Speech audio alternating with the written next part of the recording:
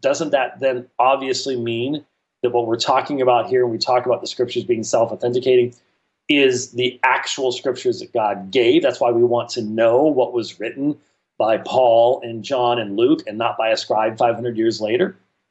Yeah.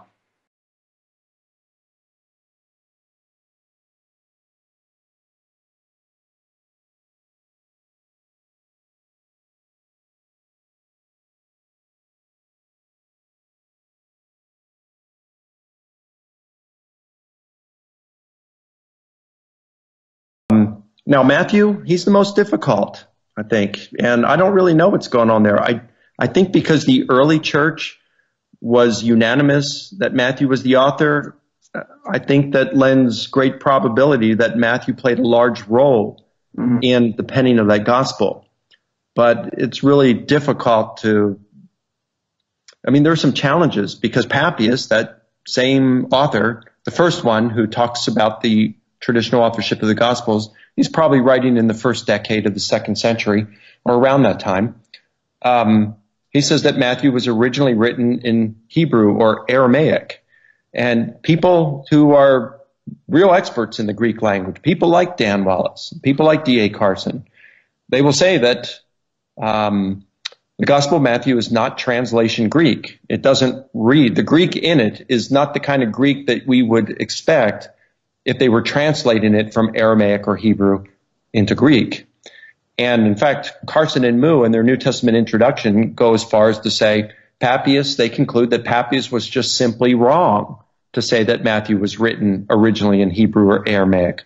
Well, Wallace comes back and he says, at least I don't think he's got it in print, but he's told me this, that one thing that he thinks is possible is, you've got these 5 discourses of Jesus in the Gospel of Matthew, like the Sermon on the Mount, the Olivet Discourse, and that perhaps what Papias is referring to, because he's talking about the logia tu Jesu, the sayings or teachings of Jesus, it could mean that Papias was referring to a couple of these discourses of Jesus, that these were originally written in Hebrew or Aramaic. They got translated into Greek, and then an editor, perhaps under the supervision of Matthew, took these, then combined it with a lot of material from Mark that he used as his primary source, and then also some special other sources, what they would call the special M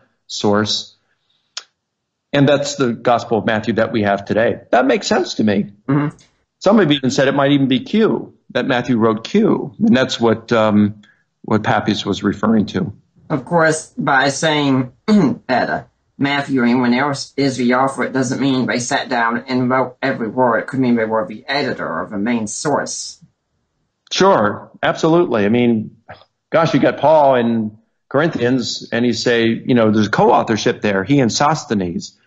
Or you've got Romans, the crown jewel of Paul's writings. And in chapter 16, verse 22, it says, I, Tertius, who write this letter, send you my greetings. Well, he's obviously the scribe, but given Paul's writing style and his other undisputed letters, it would appear that Tertius probably did some really nice editing and crafting that letter together.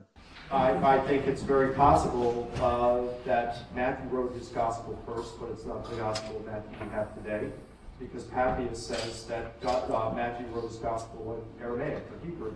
So I think it's possible that Matthew wrote the gospel in Aramaic, and then later on, it was a smaller one than what we have.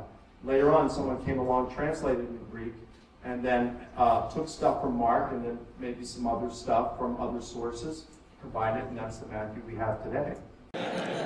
I really vexed my kids in the class. Why can't I get where I'm going? Here it is, John Ankerbert. One account that puts guards at the tomb. Were there guards at the tomb?